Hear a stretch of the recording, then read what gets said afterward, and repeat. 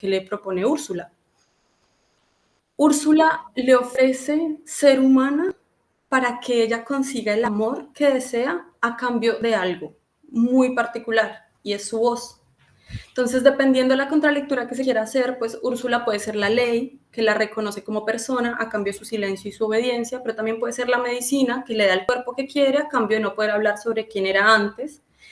Y para esto entonces voy a retomar algo con lo que empecé la masterclass pasada, y es que me parece la premisa que deben tener en cuenta siempre en su vida personal y en su vida profesional. Nada ha sido siempre como lo conocemos, ni los conceptos, ni las identidades, ni las instituciones. Nada de esto ha sido estático, por más de que algunas veces se mantenga, no sé, el mismo término, la misma palabra, pero en general ha variado. Lo menciono porque hoy quiero hablar de 4 normas sociales que podemos ver cómo están siendo cuestionadas, pero al final del día las tenemos internalizadas en nuestro actuar cotidiano. Y por eso es importante verlas, porque si las ves, las puedes cuestionar. La primera, que puede ser quizás con la que estemos más familiarizadas, es la heteronormatividad. Por lo que he mencionado hasta aquí, podemos intuir su sentido y significado. Mario Peceni y otros autores hacia los 2000 lo definían como una estructura de ordenamiento social que establece que la heterosexualidad es la norma. ¿Esto qué implica? Que si la heterosexualidad es la norma, pues toda persona que no lo sea puede ser y será considerada desde cada disciplina como inadecuada. Entonces, desde la ley será ilegal, desde la medicina será enferma, desde la religión será inmoral, y esto legitimará el rechazo social por medio de la estigmatización, espectacularización, fetichización, infantilización y animalización de sus cuerpos y sus experiencias de vida. Esto vamos a ver que opera de formas parecidas en otros espacios, en otros momentos. Y con las otras normas sociales vamos a ver también cómo interactúan y se complementan.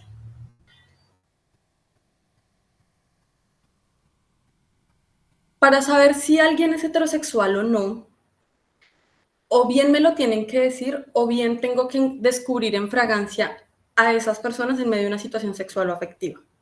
Esto hace que se haya tornado un poco compulsivo saber cuáles son las prácticas sexuales de las personas. Es por eso que existe la consigna de no te importa lo que sucede en mi alcoba, pasa lo que yo hago a puerta cerrada, porque es que es la forma de distinguir lo público de lo privado, teniendo en cuenta que parece natural, pero aunque no parezca, o sea, parece natural, pero aunque no lo sea, la vida privada solo se hace pública cuando la comunicamos, pero no siempre las personas queremos comunicarla. Y aún así, se nos saca medio a la fuerza esas realidades. Entonces, parece natural porque pareciera que a nadie le da vergüenza decir que tuvo sexo con alguien, o que se besó con alguien, o que se cuadró o se casó con alguien, pero no es lo mismo para las personas homosexuales o bisexuales. Es ahí donde opera el silencio que le exige Úrsula a la Sirenita, por ejemplo. En esa misma forma opera la cisnormatividad.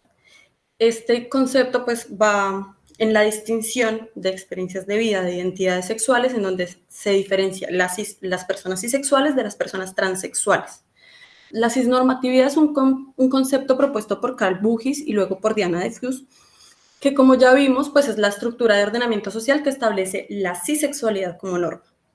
Este término lo va a retomar Julia Serano en su libro El privilegio cisexual para hablar de cómo la cisexualidad, al igual que la heterosexualidad y al igual que todas estas categorías, lo que va a hacer es operar como la clasificación e identidad que define y jerarquiza las posibilidades sociales de las personas, entendiendo por posibilidades sociales el acceso a la educación, al trabajo, a la vivienda, a la salud, a todos estos derechos fundamentales y ciudadanos que hablábamos la masterclass pasada. Entonces, la cisexualidad también es una categoría que opera y privilegia a un sector particular de la población. Y además establece también pues, una relación de poder que va a estar mediada principalmente por la identidad sexual. Entonces ella va a decir que hay un sobreentendido cisexual y por lo tanto se va a considerar como impuro, artificial o imaginario todo aquello que no lo es. Y por otro lado va a definir la generización como el acto compulsivo, naturalizado e internalizado de categorizar a los cuerpos en términos de hombre o mujer. Entonces esto puede ser fácil de imaginar cuando vemos pasar una persona. E inmediatamente preguntamos, ¿es niño o niña? ¿Es chico o chica? ¿Es hombre o mujer? Esa pregunta que nace naturalmente no es natural, hace parte de un derecho que es lo que Julia Serano va a llamar el privilegio cisexual. Es ese poder de nacimiento que tenemos las personas cisexuales para aceptar o rechazar quién es hombre y quién es mujer. Entonces, a partir de ahí, vamos además a establecer cómo se debe ver un hombre de verdad y una mujer de verdad. Porque si yo soy mujer, entonces esa persona no se ve como yo me veo, entonces no es mujer. Y si no es esa mujer que a mí me enseñaron que es, aunque yo no me vea como el canon, entonces es donde entran a operar estas ideas de lo imaginario, lo artificial. Y pues también Julia Serano va a decir que el privilegio cisexual es passing-centrista. El passing es esta práctica que tienen todas las identidades y orientaciones diversas para vivir vidas más vivibles, que no se note.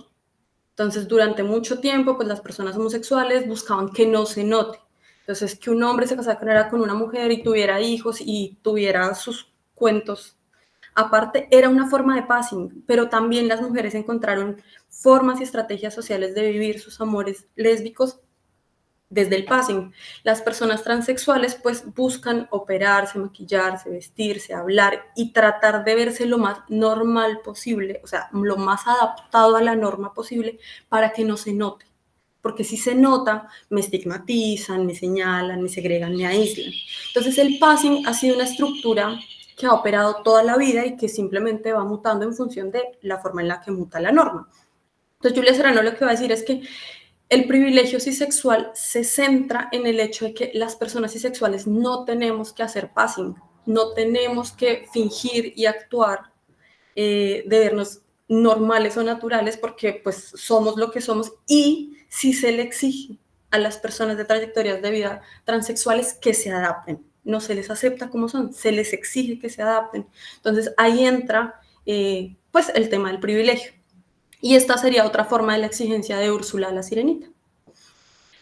Entonces, para complejizar un poco la cuestión, vamos a ver otra dimensión que puede ser más natural para nosotras y nosotros, y es el tiempo. Mariela Solana diferencia el tiempo subjetivo del tiempo objetivo. Para ella, el tiempo objetivo es un consenso de ordenamiento social, homogéneo, discreto, lineal y absoluto. Si yo hoy digo buenas tardes, en este sábado todos me van a gritar, hoy es viernes. Y si yo digo hoy es sábado 15, me van a decir, no, hoy es sábado viernes 5, lo que sea. De hecho, psicológicamente tenemos como criterio de medida de la ubicación espacio-temporal el tiempo. Si una persona no nos dice el día, la fecha, la hora, el mes, el año, todo esto, entonces está desubicado, está perdido y hace parte de un cuadro, leve o no, de su sentido de la ubicación. Y el tiempo subjetivo, entonces, va a tener que ver más con la forma en la que el tiempo habita nuestros cuerpos. Entonces, el pasado habita nuestros cuerpos como un espacio de experiencia, desde el duelo, desde el trauma, desde el aprendizaje, y el futuro va a habitar nuestros cuerpos como un horizonte de expectativas, desde los miedos, los deseos, las preocupaciones. Es en esa línea que Elizabeth Freeman va a llamarle a este consenso de ordenamiento social crononormatividad.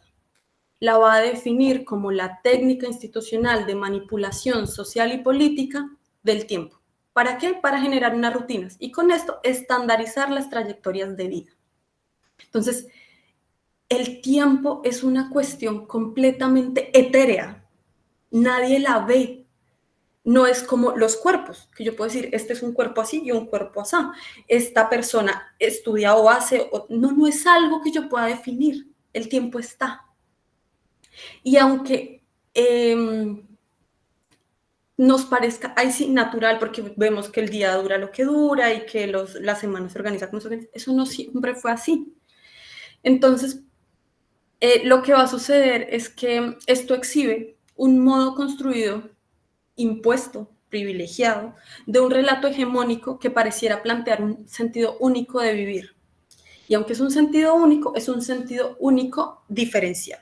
Las trayectorias de vida de los hombres son diferentes de las trayectorias de vida de las mujeres porque En esa estandarización de las trayectorias de vida se establecen unos momentos diferentes. Entonces aquí lo que podemos pensar en nuestro día a día, imposiciones como la productividad, la eficiencia, la estabilidad. Entonces, cuando una persona va llegando, ahorita puede que las personas como yo, que llegamos a los 30, podemos estar moviendo un poquito la línea, pero digamos que en términos generales hay un consenso social entre que las mujeres entre los 25 y los 35 deberían estar casadas, vivir solas, tener un trabajo, tener hijos, no sé qué. Todo eso son sinónimos de estabilidad. Entonces, si uno durante esa época sigue teniendo novios o sigue yendo de fiesta, o cambia mucho de trabajo o no trabaja, por la razón que sea. Todo eso son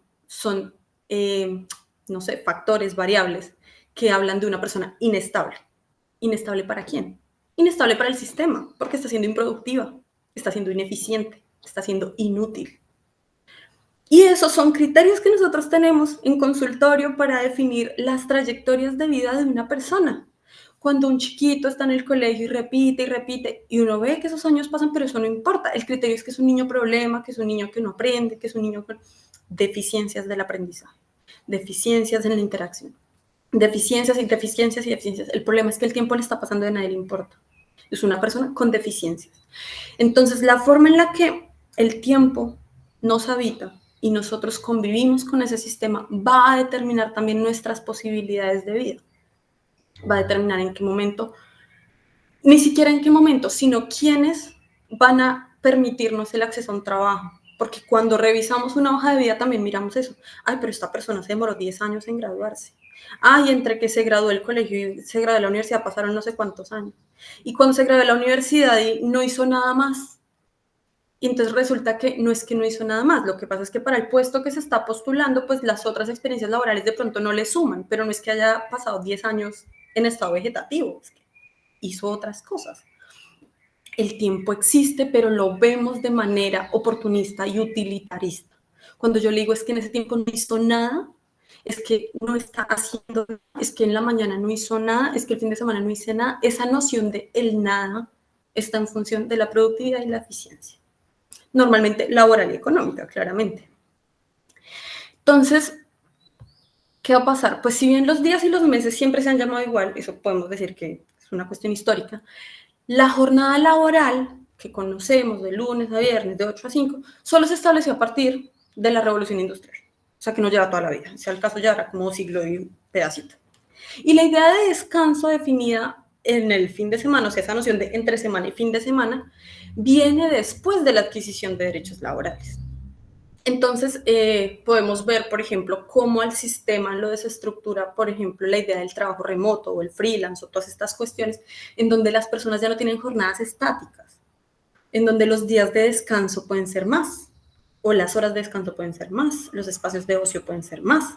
Eso al sistema le estresa, le afecta, le preocupa, lo desestructura. ¿Por qué? Porque al final el sistema lo que necesita es gente productiva. ¿Productiva para qué? Pues para acumular capital, para sostener a los que estaban en la punta de la pirámide.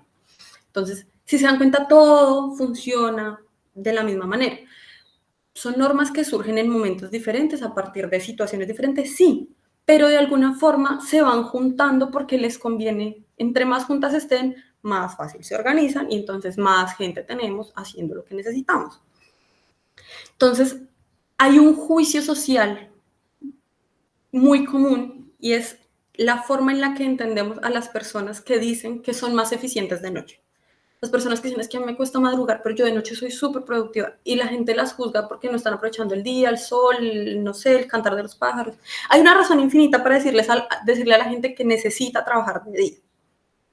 Pero más allá de eso, el problema radica en que por más de que yo sea eficiente de noche y no tenga ninguna razón por la cual estar despierto de día, la sociedad me lo impone. Porque los bancos, el mercado, la tienda, lo que sea, funciona de día. Entonces, si yo necesito algo, igual necesito levantarme de día y hacerlo. No hay forma en la que yo haga mercado de noche. Entonces, yo puedo trabajar de noche, pero necesito hacer mercado de día. Entonces, eso complica las cosas. Además, porque no solo son de día. Muchas cosas solo funcionan entre semana. Entonces, no importa si yo soy productivo de noche, los fines de semana, yo necesito funcionar entre semana y de día. Y aquí quiero poner un ejemplo muy particular que a mí, por lo pronto, a mí me voló la cabeza, y es ver que las jornadas, o sea, no solo nos pagan por el tiempo trabajado, sino que se deja de lado todo lo que dejamos de lado, que eso también tiene un impacto diferenciado. Entonces, yo me acuerdo del caso de una mujer que trabaja en una empresa de vigilancia, no sé si saben, pero a las y los vigilantes les corresponde trabajar turnos rotativos de 12 horas. Las personas trabajan 8 y ellos trabajan 12. Y lo que hace el sistema es compensarles eso como horas extra. Y está bien, porque te están pagando por ese tiempo que estás dando de más, que es un esfuerzo. Y te lo están pagando un poquito más que lo que vale una hora normal. Pero eso no compensa todo el tiempo que no estás descansando, que no estás en tu casa, que no estás haciendo cosas para ti, para tu familia y para tu hogar. Entonces, y estos turnos rotativos funcionaban así. Dos días de día y 2 días de noche. Y descansaba un día. Entonces, esto implica que hay 2 días que duerme de noche, hay 2 días que duerme de día, y hay un día que como llega de madrugada, pues en teoría es para que descanse, y el siguiente día es el día de descanso. En teoría tiene 2 días de descanso. En un ciclo de domingo a domingo, entonces los 2 días de descanso pues podían ser lunes y martes, o martes y miércoles, o sábado y domingo, va rotando a lo largo de la semana. Ella estaba muy cansada de no dormir, de trasnochar, porque eso de que a veces es de día, a veces es de noche, eso no funciona. Y cambió de puesto. Entonces, en su puesto, ahora trabaja de día, solo turnos de 12 horas de día, y descansa los sábados y domingos. No, mentiras, descansa los domingos porque el sábado trabaja mediodía. Yo dije, ay, tan chévere, porque ya puedo dormir de noche, no sé qué. Me dijo, no, me siento más, igual o más cansada que antes, porque el único día libre es el domingo. Y entonces yo no puedo ir al médico, yo no puedo ir al banco. Todas las cuestiones de la gestión administrativa de un hogar las tiene completamente aplazadas, porque si no, cada cosa que necesita tiene que pedir permiso. Y es un trabajo que no es un trabajo de oficina, que no es un trabajo administrativo. Entonces, eso de pedir permiso es un día descontado, y son posibilidades que no todo el mundo tiene. Entonces, hay que ver también cómo la estandarización de la jornada laboral está pensada, como todas las demás normas, para el privilegio de unas personas particulares. Las responsabilidades de gestión y cuidado que recaen en las mujeres son imposibles de suplir si toca trabajar 40 horas semanales y solo hay un día libre. Porque yo ese día o descanso, o hago mercado, o hago oficio, o no sé qué. Y además, las demandas y las exigencias que hay hacia la clase baja o hacia las personas en condición de pobreza no se suplen con un día de descanso a la semana, no se suple con el pago de horas extra, no se suple con esas cosas, porque efectivamente ya habíamos hablado de que la pirámide se está achatando, ¿no? Entonces la punta sigue siendo la punta, pero la base cada vez es más grande y más alta y todo. Pero la gente que hacemos parte de la base de la pirámide somos las personas que estamos trabajando para acumular el capital de la punta de la pirámide.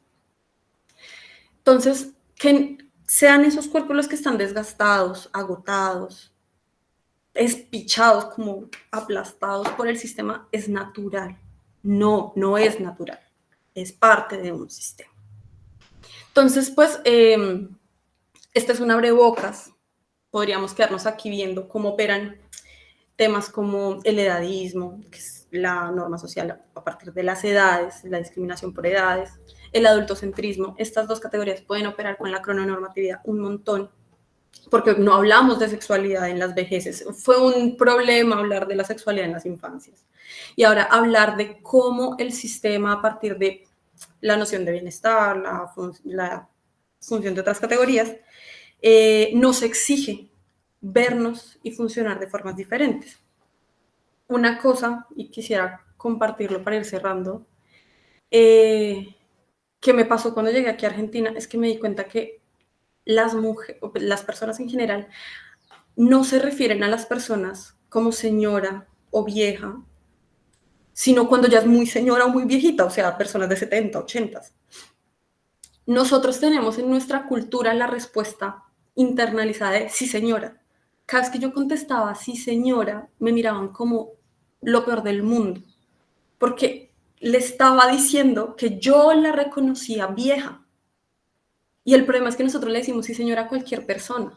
Entonces me pasó con compañeros de clase, me pasó con docentes que tendrán 3 o 4 años más que yo, y yo le decía sí, señor, sí, señora, y era terrible, porque entonces yo le estaba diciendo en su cara que yo lo reconocía viejo o vieja. Luego, entonces, bueno, dijimos que era un tema cultural y me lo pasaron. Pero luego me empecé a dar cuenta cómo se refieren ellos a las personas. Entonces, una persona de 30 puede hablar de una persona de 50, es como, esa chica vino, o esa persona vino, o en el peor de los casos, esa mujer vino, pero nunca es esa señora vino.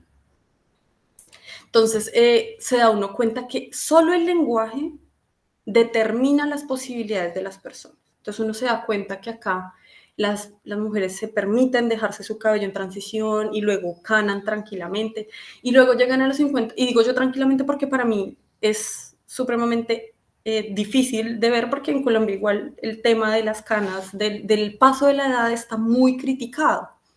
El tema de la vestimenta, para mí fue súper impactante llegar a la exposición de un museo y que la directora del museo, que tiene casi 70 años, estaba vestida igual que yo. Y yo no sabía cómo entender esa situación. Y yo solo me quedé mirándola como, no supe cómo entender la situación. O sea, ambas estábamos con una camiseta suelta, con una falda de jean, unas medias veladas y unas botas de tacón. Y yo era como, ¿por qué la estoy juzgando por vestirse como yo me estoy vistiendo? ¿Cuál es el problema? ¿Que yo puedo y ella no? ¿O me está doliendo que entonces yo me siento vieja? ¿O la estoy criticando por querer verse joven? ¿Cuál es el problema ahí? Entonces, así como la generización de criticar qué cuerpo es un cuerpo mujer y qué cuerpo es un cuerpo de hombre, también tenemos este tema etario de criticar hasta cuándo alguien puede hacer algo y luego ya no, porque eso ya no te pertenece, ese espacio ya te habitó y ya tienes que seguir. Y eso es completamente castrante y limitante también. Entonces, a mí me parece muy emocionante verlas vivir, o sea, como vivir. Y luego escuchar pues que hay mujeres que se agobian un montón, o sea, en Colombia las mujeres de verdad a nivel estético nos agobiamos un montón, el sistema nos agobia un montón y es difícil. Y ahorita, pues no sé, hay como un chiste interno entre el grupo de los millennials que vamos llegando a los 30 y es el hecho de por qué yo a mis 30 me sigo viendo de 20 y mi mamá a los 30 no se veía de 20. Y entonces hay un tema como de la moda y de cómo desde chiquitos nosotros entendemos que una persona que es más grande de nosotros se ve más vieja. Pero sí hay un tema cultural en la forma en la que entendemos las posibilidades de las mujeres en el proceso de envejecer. Porque podemos reconocer que mientras los hombres a medida que envejecen se sienten más galanes y más seguros y más confiados, y más, las mujeres nos sentimos cada vez más como sí, más chiquitas, como que ya no me siento tan útil, tan buena, tan viable, tan linda, tan deseable, tan capaz, tan llamativa. Todas las cosas que nos habitaban en un momento dejan de habitar porque nos hicimos viejas. Y eso es muy, muy problemático. Luego podríamos ver cómo opera el privilegio blanco por medio del racismo, pero eso es un tema gigantesco que excedería esta masterclass y que yo espero que podamos abarcar en la siguiente.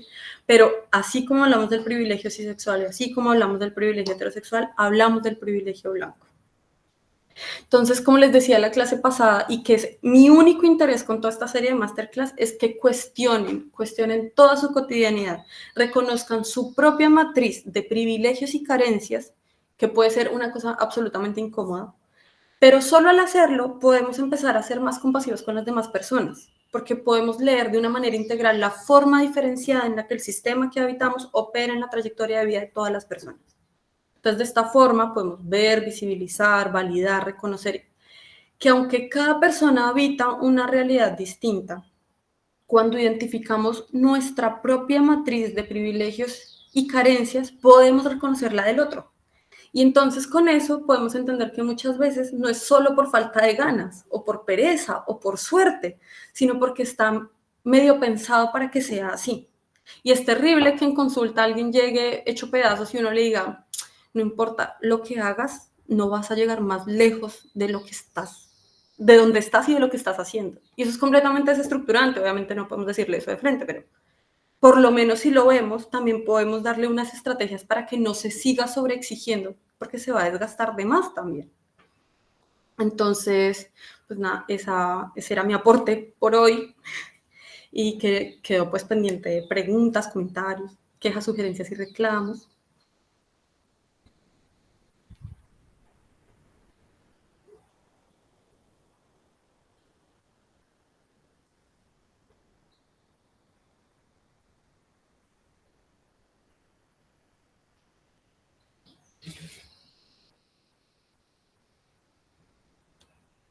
Aquí tenemos una pregunta. Como que soluciones o cómo nosotras podríamos abarcar eso, de que no nos sintamos como tan chiquitas, como lo decías ahorita, en el hecho de la ropa, de la edad, sí, o sea, como qué métodos nosotras podríamos, o sea, cómo empezaríamos a romper ciertas como tabús, se puede decir, acerca de eso. La forma de romper el peso del sistema sobre nuestros cuerpos está en el lenguaje. O sea, va a sonar súper cliché este tema de las afirmaciones del amor propio, pero hay que hacerlo con conciencia. Entonces, cuando yo me hablo feo, cuando yo digo estoy fea, estoy gorda, estoy blandita, estoy, no sé, todas las cosas horribles que nos decimos cuando nos vemos al espejo, preguntarnos por qué. Entonces, la respuesta va a ser porque nos comparamos con otro cuerpo. Y luego lo que vamos a identificar es qué es lo que está pasando con ese otro cuerpo. Entonces muchas veces puede ser el hecho de que antes yo era así y ya no. Ahí está operando el tema de la edad. Pero si era porque en algún momento por X motivo me subí de peso. Entonces ahí lo que está operando pues es el sistema estético del privilegio de los cuerpos flacos, que es un privilegio, porque se asocia con saludable los cuerpos flacos y se tiene por completo asociado a enfermedad o a fealdad o no sé, un poco de criterios muy negativos hacia los cuerpos gordos. Y hay cuerpos gordos que son saludables y son lindos y todo, pero la sociedad no los reconoce. Entonces, cuando yo me miro al espejo y me hablo feo, lo siguiente que tengo que ver es qué es lo que me está haciendo daño. Y está bueno decirlo en voz alta, por más incorrecto que sea, pero es que el problema es que cuando nosotros internalizamos las cosas, luego no sabemos cuál es la contraparte de eso. Entonces, claro, yo me digo naturalmente estoy fea, estoy gorda, estoy esto, estoy lo otro, pero luego lo que me tengo que dar cuenta es que, bueno, ¿y por qué que esté gorda es malo? ¿Y por qué que ahora tenga arrugas acá es malo? ¿Y por qué que ahora me salgan canas es malo? ¿Por qué que el pelo se me está encrespando es malo? Sí, porque esas cosas que estoy reconociendo como feas o malas en mí son feas o malas. ¿Quién dijo que eran feas o malas? ¿En qué momento? Entonces, no es hacer todo ese trazado, pero sí es empezar a entender que esas cosas que definimos como feas y como malo y bueno tienen un sentido. Y entonces empezar a creerte que todos los cuerpos son válidos y merecen vivir bien. Bien en el marco de las posibilidades que estén, pero merecen vivir bien, aun cuando el sistema quiera definir que solo hay unos cuerpos válidos. Cuerpo en su totalidad, en su sexualidad, en su estética, en su apariencia, en su posibilidad de existir y demás.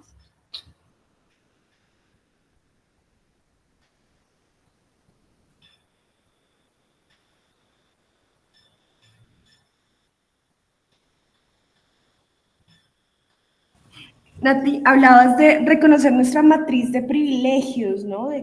¿Nos puedes contar un poco cómo se puede hacer eso? Es un trabajo supremamente incómodo,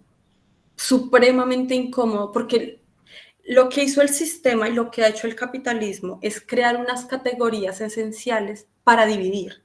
Entonces lo que sucede es que quienes se apropian de la categoría son los otros, no nosotros. Entonces reconocer que nosotros hacemos parte de un grupo que tiene unos privilegios y que ya luego viéndolo de manera integral pues también tiene unas carencias, es muy incómodo. Entonces, como yo no puedo hablar por nadie más que no sea yo, entonces, ¿qué es lo primero que yo tengo que reconocer? Bueno, que yo soy una mujer cisexual, blanca entre el orden racial colombiano, negra en el orden racial argentino, migrante, soy estudiante, eh, soy bisexual. Todas estas cosas implican unas cosas. Entonces, soy una mujer cisexual. Eso ya me ubica en un lugar diferente de las mujeres transexuales. Soy una mujer migrante, pero tengo mi estatus migratorio en regla. Entonces, eso me ubica diferente de las otras mujeres migrantes que están en este país. Soy estudiante. Eso me ubica en un porcentaje de personas que no han no han accedido a la educación y luego pues que soy estudiante de maestría, bueno, hay un porcentaje muy chiquito de estudiantes que hacen maestría.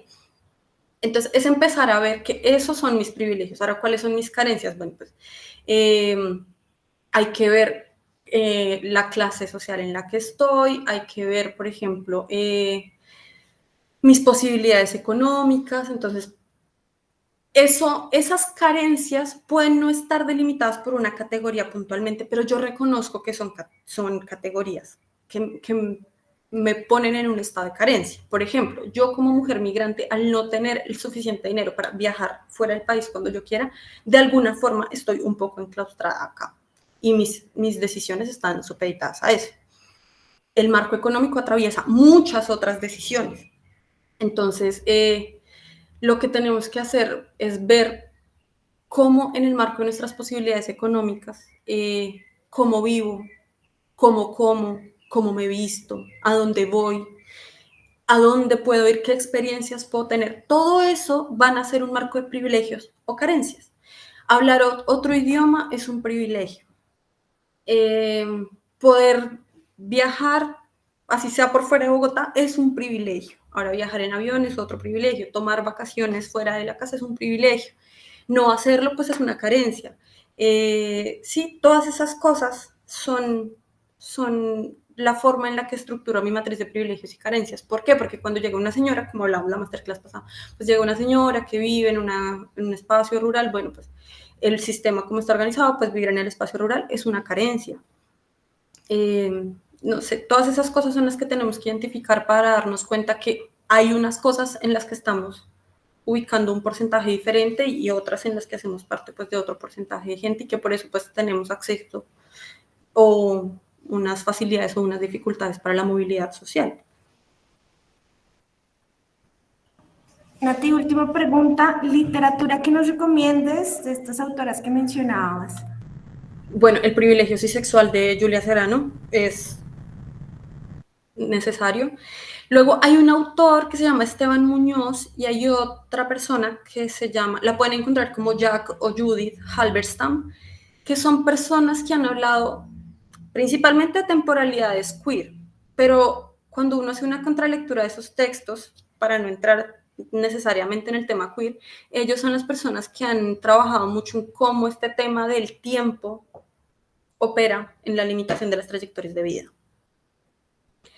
Pues está Elizabeth Freeman con el término de crononormatividad.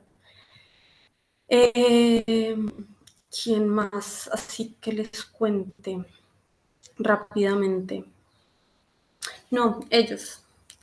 Luego pues está Bell Hooks y Gloria Saldúa para el tema de orden racial. Hay de una señora que se llama María Aparecida Silva Bento, que es psicóloga brasilera, y su tesis doctoral la hizo sobre la teoría del blanqueamiento y la blanquitud del Brasil. Si bien está centrado solo en el Brasil, ella va a definir cómo opera el privilegio blanco y cómo el racismo en realidad es un invento blanco para el control social. Entonces, como que va a operacionalizar mucho el tema del racismo a partir del privilegio blanco y no tanto del orden racial históricamente hablando.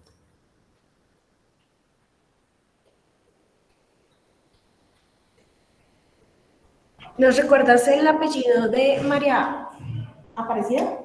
Aparecida. Ella es Silva Bento. Listo. Muchísimas gracias, Nati. Muy amable, muy interesante, como siempre. Y bueno, nos vemos en la siguiente ronda de Masterclass. Bueno, cuídense mucho, un gusto estar presente.